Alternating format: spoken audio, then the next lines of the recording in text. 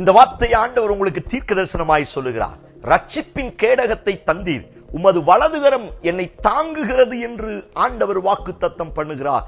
இன்றைக்கும் நான் விழும்படி அநேக அசுத்த வல்லமைகளும் சில மனுஷிக வல்லமைகளும் எனக்கு விரோதமாய், என் கையின் பிரயாசத்துக்கு விரோதமாய், என் குடும்பங்களுக்கு விரோதமாய் போராடி கொண்டிருக்கிறது.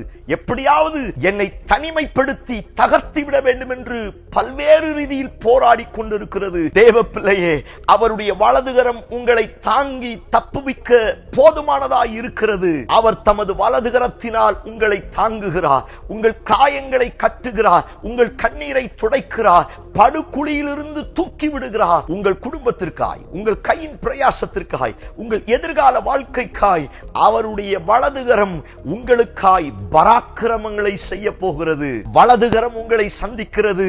பராக்கிரமம் செய்யும் வலதுகரத்தின் மகிமையை பார்க்க போகிறீர்கள். ஆமென்.